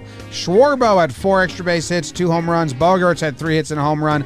Alonso, though, 2 homers. 2 homers for Alonso. 4 of 7 Mets pitchers give up multiple earned runs. Walker got rocked. Not fun to see that. Schwarber homers in each of the first 2 innings of Game 2. That's only happened 10 times this season, and Schwarber's done it in 3 of those times. Holy smokes. The Orioles and the Phillies played 3 games, and the Phillies lost the first game. Uh-oh, are they going down the drain? Sadness abounds. No, they win Game 2 in extras. They win Game 3 with Wheeler on the bump. No starting pitcher for either team gave up more than 2 runs. So it was a pitching fest. Phillies starting pitchers were Ranger Suarez. Green? Who that? Wheeler. Real Muto had 4 hits. McCutcheon had 4 hits with a homer. Means went 6.2 shutout innings for the win in Game 1, which is good. Orioles win the Means games at least. Have some pride. Twins and Cubs played. How about that? Wow. This game on the schedule back in April, you were looking at it like, hey, this might mean something. Means nothing. Twins won both. That's your interleague recap.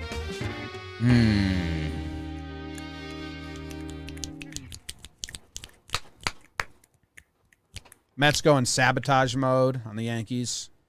Well, if we're not going to make the playoffs, let's at least take the Yankees down with us.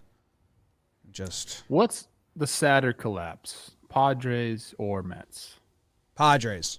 The Mets haven't fully gone all in yet. It's like Cohen's first year. They did get Lindor. They did make some trades. DeGrom got hurt, though.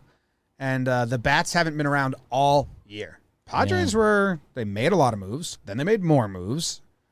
They had higher expectations, and they might be 500 now. Yeah, the tough part might be, Mets, they led the NL East for a little bit. The Padres never did. I mean, the Giants were always ahead of them, and, the Dodgers had such big expectations where the Mets, God, we kind of saw it happening before our eyes. But, that's the most interesting race in baseball right now. Rockies are 2 games back of the Mets. If the Rockies catch the Mets... Wait, is that fucking true? Yes. That's going to be a big line this offseason. Wow. Oh, the Rockies actually finished higher than the Mets? Yeah. How close are the Rockies and the Padres? No. Not close? 6 games. Close enough. Mets are 2 games up on the Rocks.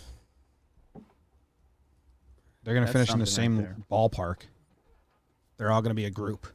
These three teams finished equally. You'd be like, what? Padres can still salvage a little bit and be They like over won't. 500. They won't. They're going to get to 500. They play the Giants. all these guys now, man, and this just happens naturally. You're competing for the spot. All of a sudden, you're basically out of it. How quickly your mental state can change. Like, oh shit, I'm about to have some time off. It's such a weird feeling at this point of the year. You've been going hard for 8 months straight. Go to spring training, basically 2 months down there, 6 weeks. Then you got the whole 6-month season, and all of a sudden you're like, I'm about to not have to do anything for a while. It's a weird thing to think about. A lot of these teams getting to think about it. The Mets players lining up their vacation homes. Reds, all these teams, Padres, they're all lining it up. A lot of people will probably be in Hawaii soon, if I had to guess. It's a popular destination. I got bad news for you guys. Game 2 of this Red Sox-Mets series, 3 pitchers took the mound that have been guests on this very program. Actually, have been guests on John Boy Media shows. And they all gave up earned runs. And they combined for 7 innings pitched, 11 earned runs. Not a good look. Taijuan Walker's season's bizarre. All-star to, I don't know what his final numbers are going to look like, but not all-star level anymore. That sucks for him. You know, this series, good for the Red Sox in most regards. Bad. Garrett Whitlock placed on the 10-day IL. He's been an absolute star for them. I wonder if that's just like a precautionary thing. It says right pectoral strain. You're not coming back anytime soon with that. I don't know. I guess if we have any Red Sox fans in the chat, what's the sniff test on all of that? Is it that sucks, dude, for a guy. Like, he's a rookie this year, right? Yeah. Yeah. Schwarber, the note that stat researcher Max put for us is he had a home run in the first inning, then a home run in the second inning. That's happened 10 times this season, and he's done it 3 of them. Wow. And, dude, shout out Red Sox, man. They won 7 in a row now. 7 in a row at this point of the year. That's huge. That's huge. I mean, even if it was 6-1, we're talking about the wild card being completely wide open. Instead, I mean, they are pretty firmly in the door. They would have to collapse. They're playing good baseball right now. Schwarber balling out. Good for Boston. In the Yellow City Connects, getting it done.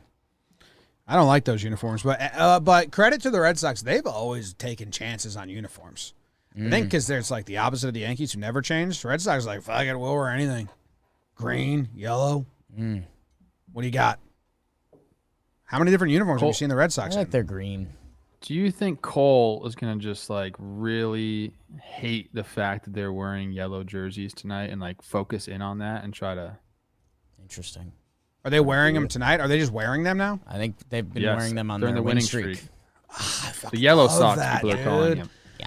I love that. That sucks that they're... Yeah.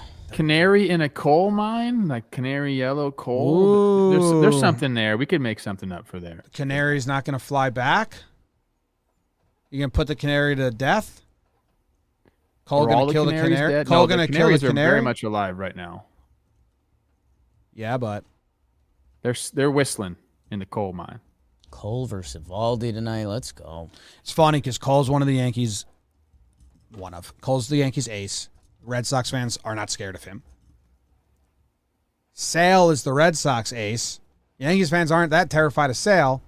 Evaldi's been really good lately, but kind of up and down naturally in his career. Yankees fans are terrified of Evaldi. So basically, I'm more scared of Evaldi than the Red Sox are of Cole tonight. Evaldi just shuts the Yankees down quick, too. He does. It's not a fun watch. Pumping heaters. And he's been really good, Evaldi. So I just want to say my P was dedicated to Big Baby David. it was. Yeah. That's nice. That's nice. Big Pierre. Piss Festival. Speaking of Piss Festival, Phillies still doing it. They still have a real shot at the Braves because who do they play next? They play Pittsburgh next, and then they got a 3-gamer against each other. Against Atlanta. Mm-hmm. And they just played Pittsburgh yesterday, and we don't do Thursday shows if they're the start of a series here, obviously. But they were down 6-0, and they won 12-6. And Lil Baby Toe hit a homer. Not a joke. That dude's smaller than Jake and I. We stood next to him in the locker room with you, Trev. Probably in better shape. Muscle to fat ratio is probably much better. Definitely in better shape. But Lil Baby Toe hits a big homer. 7 homers this year, different. But in that moment, for him to go deep, that's a sign of something. That's more than just what it is. Same amount of home runs as Gleyber Torres. Oh my goodness. Yeah, I'm curious. I mean, look, we're talking the Braves are made some good moves, and they're kind of the talk right now. And then with the Phillies, they could sneak up and snatch that thing, dude. That's I've been tough on the Phillies. I'll probably say it every episode the rest of the way. I will believe it once they're in the playoffs. I believe in organizations, and right now I could point to St. Louis Cardinals and what they're about. Phillies prove me wrong, man, but I don't know. I believe in the Braves. What if tonight the Braves lose to the Padres? Sure. And the Phillies beat Pittsburgh, and it's one game. When do you start? What if they go in even? You think the Braves would take care of them? Yeah, I mean I'm almost at the Phillies have to jump them. I mean, Phillies before got they play each other, is what you're saying? No, I mean even if they're playing each other and the Phillies go from even to 1 up or whatever, that's when I'll buy in. Well, the Braves have the Mets. Pittsburgh. The Braves have the Mets. The last series and Philly has Miami. So Philly schedule, which it's been the whole time, easier on paper. I like the Braves. I don't really have a lean either way. Something about when Philly does an exciting thing, I get more excited by it. I don't know why. I don't know if I like their crisp uniforms. It's just a Harper effect. I think it's Harper, man. That guy's awesome. Yeah, I think it's his game-winning run when he hits home plate and gives out the let's go, and it's not, it's crazy that we've seen him from such a young age. I think it's just a Harper effect. That's Harper, dude. He's got, he's going to have a weird basement with $400 million worth of stuff. But, man, when he's rounding the bases trying to score, it's, love it or Pete hate Rose or whoever you compare it to. It's, whether you love him, hate him, or indifferent, he's a bright light wherever he is on the field. If the cameras are on him, it feels like a bigger moment. I don't know how anyone can hate him. What has he done to elicit hate? He's be really good, one. Be a phenom at something. It invokes a lot of jealousy. They don't hate the bad players. Sure. Face of a team. If you were a rival of the Nats, then there's 4 teams that have to play him a lot, and you're fucking hate that guy. And then he's always not cared what people thought, man. And some of his first times on the main stage, when he was home run derby, I remember they did a camera where they went back into the clubhouse with him, where he was putting on his eye black and putting on his USA, and he was flipping his hair and that might be a little too much for people. I love the drama of it all and the WWE of it all, but some people I understand why some people love to hate him because he's that kind of player. I can't understand that. So the only thing they hate about him is he's good. So to me, that means he's done nothing. And he's done everything, and he knows it. Yeah. Well, shit, he's been he was on the cover of Sports Illustrated at 12 years old. He's the LeBron James of baseball, essentially. Even more, he didn't. Well, not anymore, but in that way, he didn't graduate high school, guys. Yeah. Just so he could get raped. Just so he can get drafted early. That aspect of his story. I will be 80 years old telling my grandson, that guy actually, he tested out of high school, played half a season at a junior college so he could get drafted at 17 years old as the number 1 overall pick. Was a catcher, too. People forget that. And he pitched a little, I think, for that JUCO team. Can I get Still some got juice? the arm. You got to give love to him, man. If you hate Bryce Harper, you need to look in the mirror, I think. I just think you need to understand it as you don't actually hate him. It's a playful hate. Yeah. If you're an I think the only NL East- caveat, if you're an NL East opposing team, you can hate Bryce Harper. Yeah. It's like Pedro and David Ortiz for me. Mets fans should hate Bryce Harper. You appreciate him. It's a you can respected that he- hate. What he does to your team. Yeah, it's like David Ortiz is very much a respected hate, and then once he was, and same with Pedro, and once they were not in the Red Sox anymore, I was like, I loved them as guys, as personalities. So, all right, want to go into the rest of the show where we do we're running a awards little and stuff? long today. A lot of stuff going on. Now Hey, we're gonna do. what's Ian Happ's Oh, Ian Happ update. weighted runs created? I know plus? he- That's what we're going on. Right? I know he got to the 100 mark. I clicked J Happ. God damn it. He's at 100 OPS plus, so that's nice. Okay, right now. let's have final 9 game doubleheader today, Happer. Let's get a I'm rooting couple for him. hits. All right, standout performances there brought to you by Oso Rojo. They are official John Boy Media. Hot sauce, small batches of hot sauce handmade with fresh ingredients by a chef. Flavor before spice. Awesome flavors like orange, ginger, jalapeno, garlic, habanero mustard, umami bomb. We met the guy who makes them. He's a big fan of us. He sent us samples just because he wanted us to have them. He's a listener to a lot of our shows, and we said, yeah, man, we love it stuff. Let's shout it out. So you got to go to https://www.osorojohotsauce.com. Use discount code JohnBoy at checkout for 10% off your order and get some stuff. I loved the jalapeno garlic with eggs in the morning. I was a big fan of that. We'll rip through a lot of this fast because we do have a lot of back end and the stimulator to do. Oh. So standout performance, Jake, who are you going with? Holy smokes, I'll keep it high and tight because this is how my guy keeps it. I gave him my end of show award the other day for how much I just love this dude. Paul Goldschmidt, I'm keeping the love. The Birds deserve it. 12 straight. And by the way, it's going to be the third time I've referenced this game now. Game 4 against the Brewers. You've won 11 straight. You're down 5-0. What does Goldie do? How about 2 ding-dongs? They score the next 8. Paul Goldschmidt. I got caught up we got caught up talking about Tyler O'Neill a lot last episode. It was sexy. It was too sexy. Paul Goldschmidt, speaking of living sexy, I believe, I had the numbers in front of me. I think he is 3rd in National League players in WAR. My guy's gone nut job. And again, like, Paul Goldschmidt's going to go down as one of the best first basemen to ever do it, and I don't think we think of him in that light. And, man, just how much this Cardinals team changes. Like, when you actually think, and this is why they were the favorites coming into this season, is like, Nolan Arenado's one of the best to ever do it at third base. Paul Goldschmidt's one of the best to ever do it at first base. Yachty, I mean, he's at the back end while those guys are still in it, but, you know, as a catchers go, people are talking about him as a Hall of Famer. Their outfield's picked it up. Their pitching has picked it up. But Paul Goldschmidt, man, I mean, that guy, he's sneaking up on Tatis war-wise.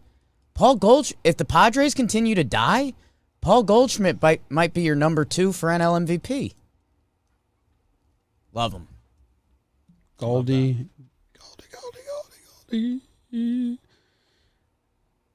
Trev? I really love Goldie. My standout performance is our guy Framber Valdez. He goes 7 innings, shutty, 6 Ks, did walk 3 people. But James, 20 games started this year. He had a late start to the year. I don't think he started until May. 20 games started this year. 15 have gone at least 6 innings. Love that. I know you love that stat. So he's keeping the bullpen fresh. And, you know, he had a couple of rough starts right before this one. He had 6 innings with 4 earned runs, 5 innings with 4 earned runs, comes back against the Angels and shoves, got his ERA 3.07. It had gotten as high as what? I guess not even that bad. 3.22 is the highest ERA this guy's had all year. He's one of our favorites. You know that he's going to have a big role in the postseason. The Astros are just like kind of just like hiding behind everybody, and then the playoffs start, and they're just going to pop out and be like, hey, surprise, we're the fucking Astros. Remember us? And Framber's going to be a big part of that. So shout out Framber and his little glove. I was going to say, his 7 glove's innings not pitched. going to be a big part of it. No, it's the smallest little thing ever. Might be the biggest face-to-glove ratio going in MLB. I really like watching him pitch too. It's fun. It's funky, but it's like he's got the stuff too. And Do you think if he held his glove in front of his face, he wouldn't be able to like block his whole face? Like it would look like this right now. just barely. You'll see his ears for sure. He's got the facial hair that's like this. Just that.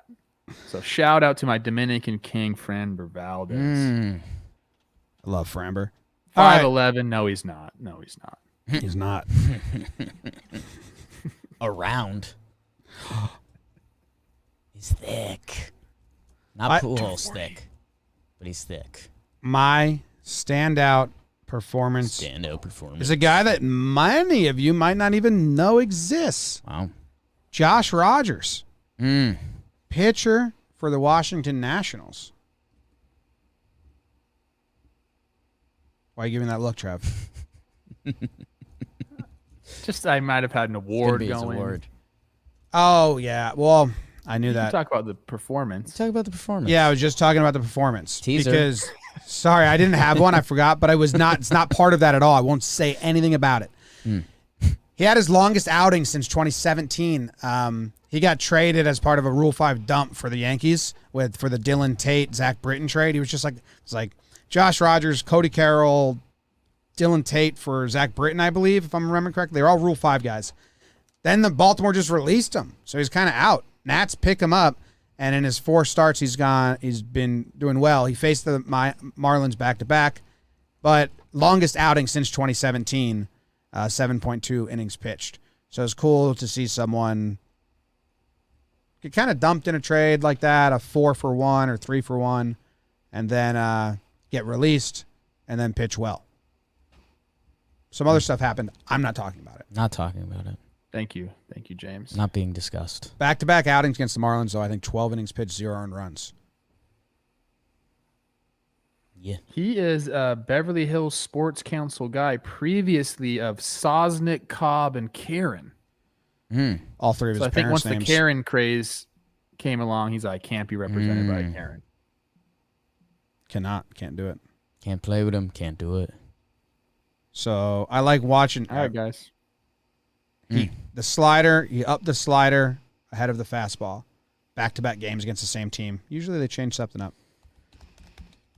All right, we'll do Slump Watch real quick. It's starting to get sad because guys can't get out of it. Want to skip it?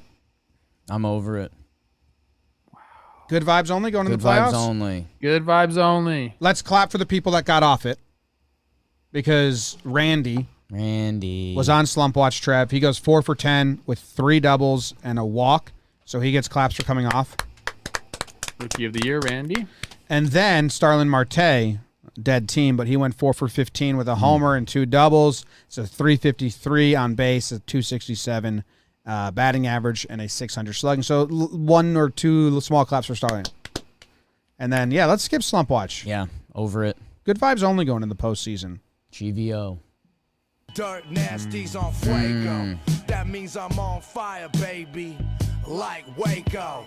Well, don't play it twice. All right, Jake, take us through the list. You want to go through this list right now? Tell us who's hot. Let's start.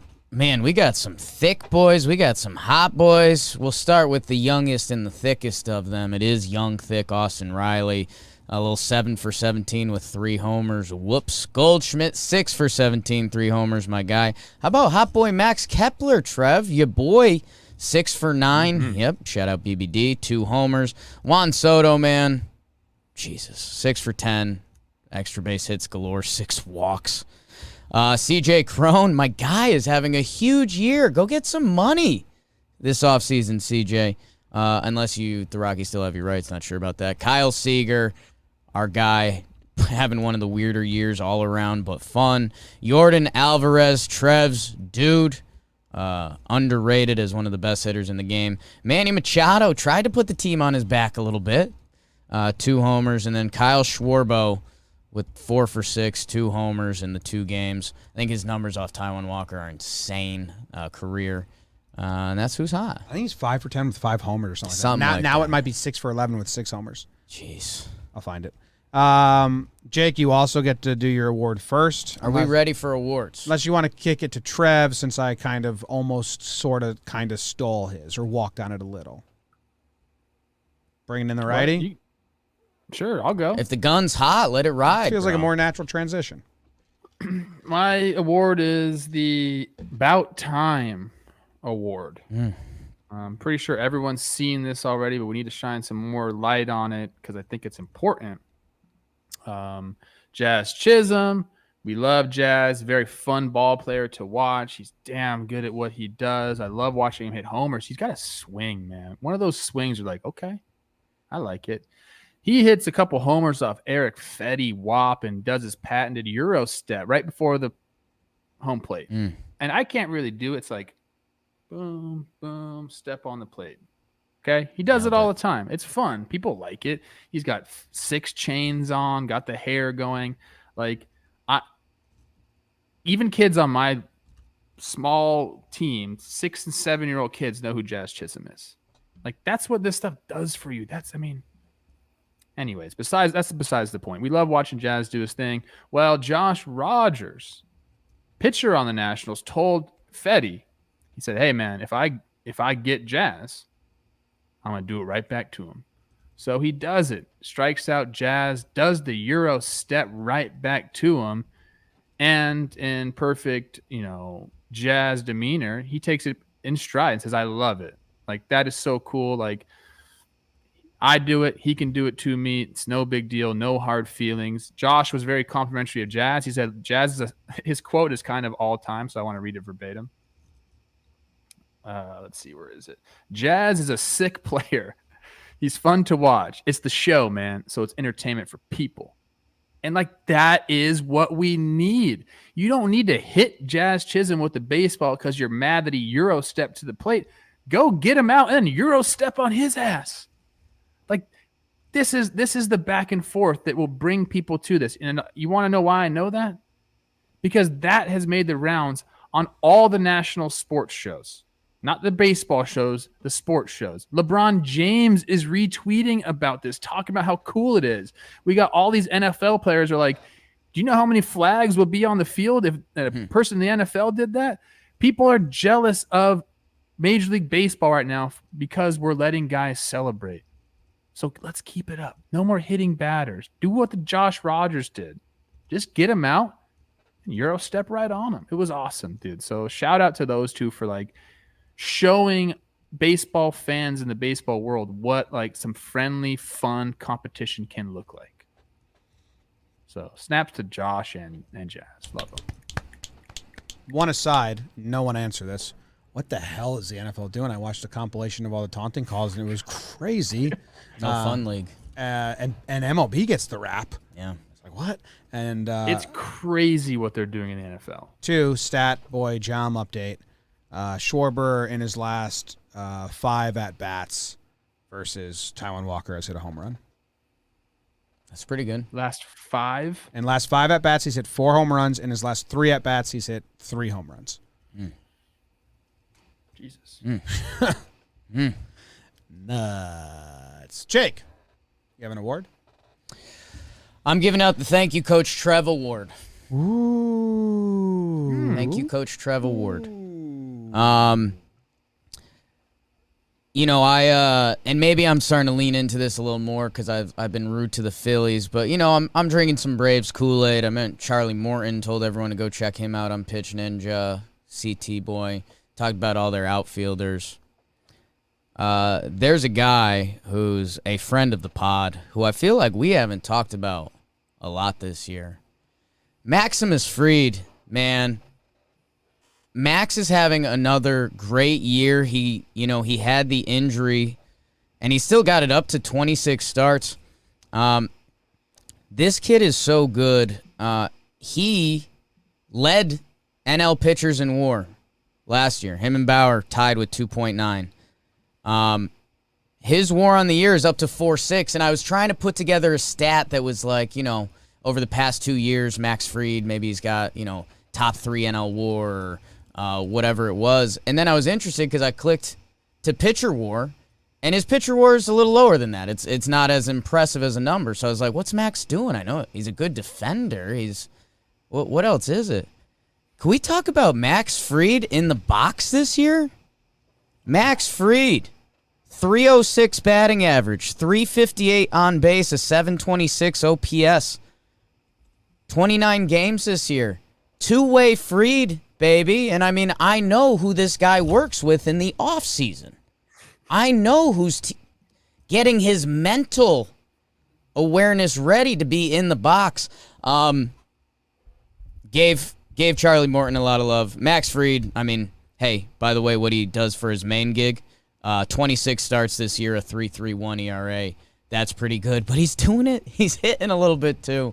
And maybe the last year that the NL will be doing it.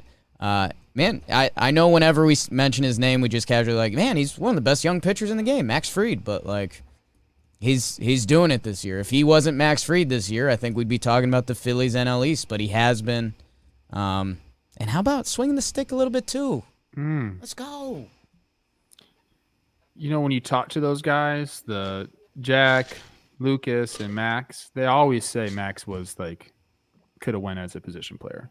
Jack always says he was the best. Yeah. He was the best, like, athlete and best hitter. So to do it, I mean, it's pretty legit. Got that 3 to start the batting average. Okay, that doesn't mean he's up there swinging, dude. By the way, got the Gold Glove last year. He's a freak. He's a freak, and the nicest person. So nice, too nice. Ever. My award is, it was going to be the illegal award, but now it's an actual freak award. Actual freak award. Yeah. Illegal also works. Yeah. It goes to Juan Soto. Yeah. I don't know if you saw his second home run, but that Oppo laser to the foul pole, that's what we were seeing like with juice balls, but like that one's believable, but I don't even get it. He had 2 Oppo home runs.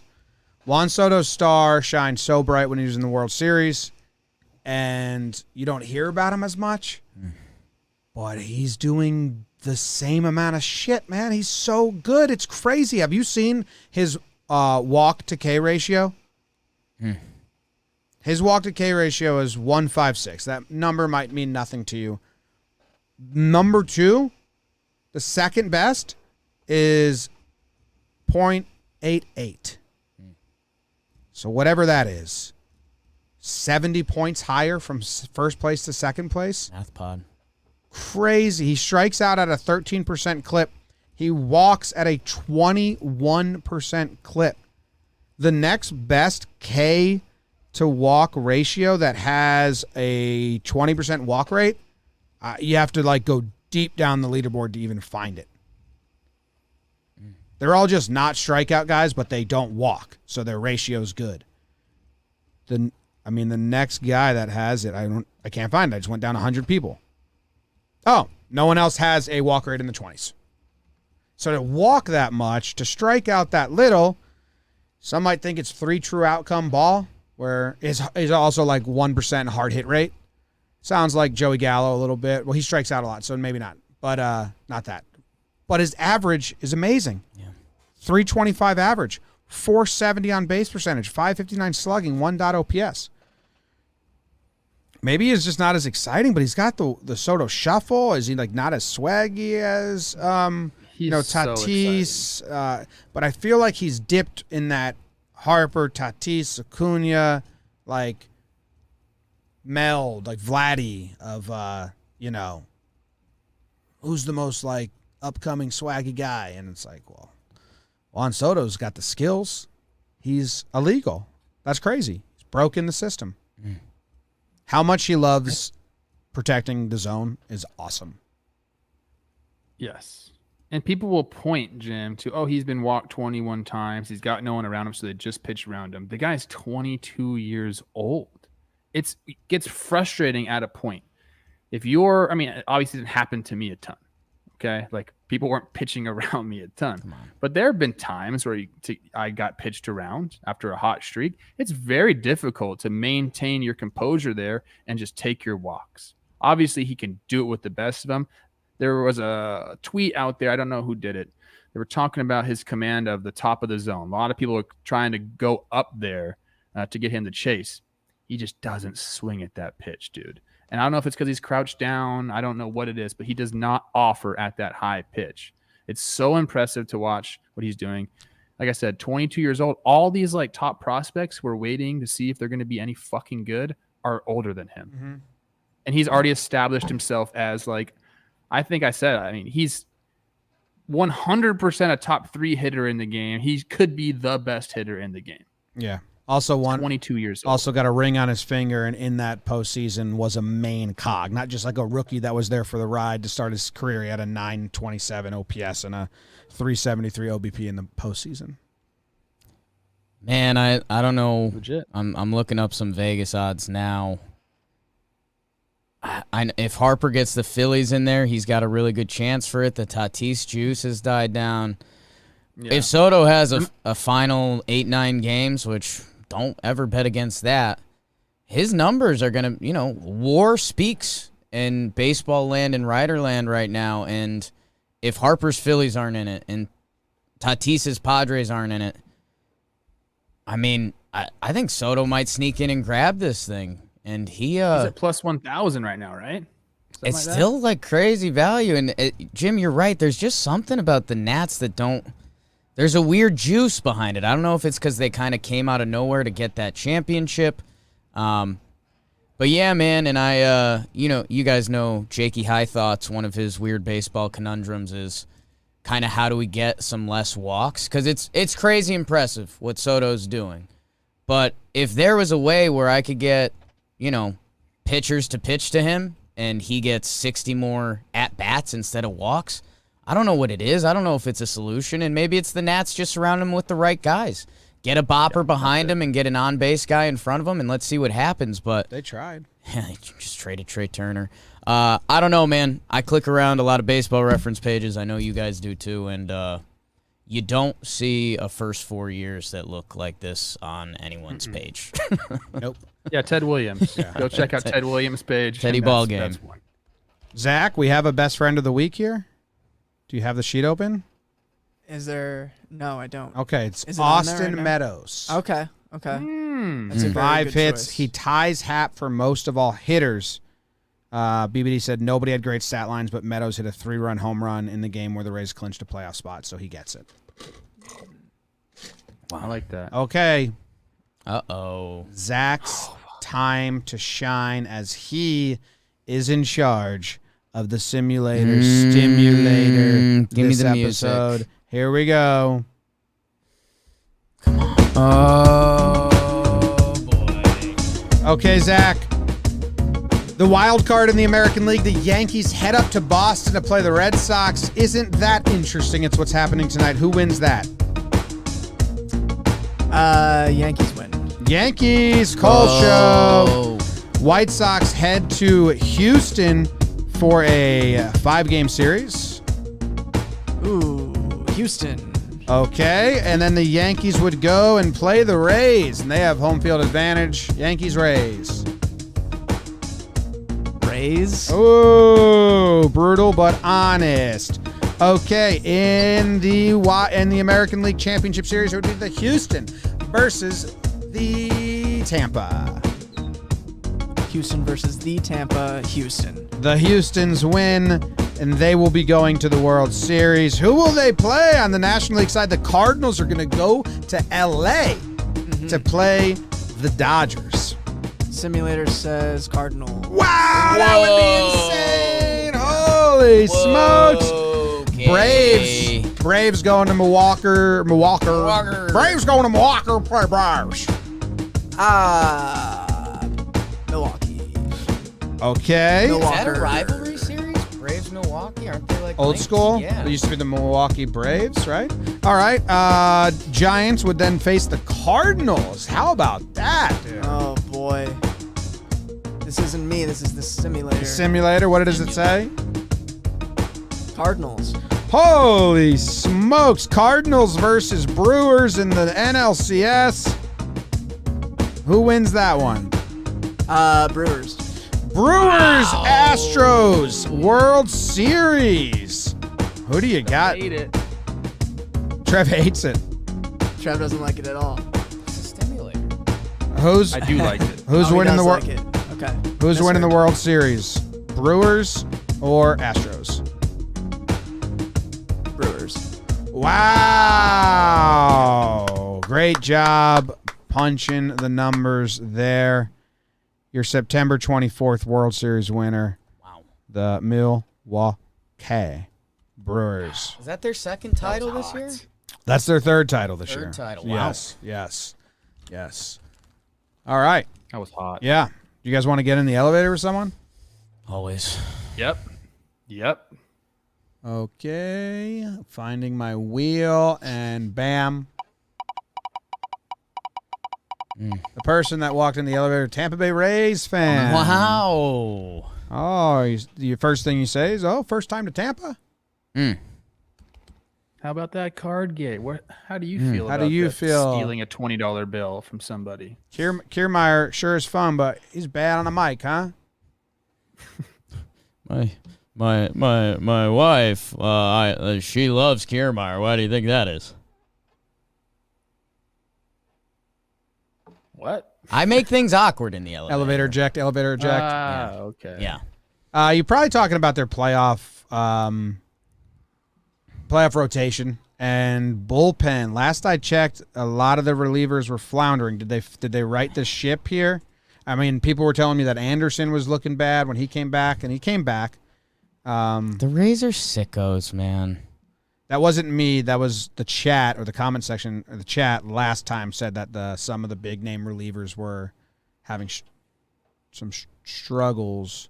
Dude, they have so many guys with a positive OPS plus. It's a long elevator ride. Yeah, it is. I wouldn't mention the OPS plus thing in the elevator. I think you talk about Montoyo being most hated figure in Tampa right now. And he was in that system for so long.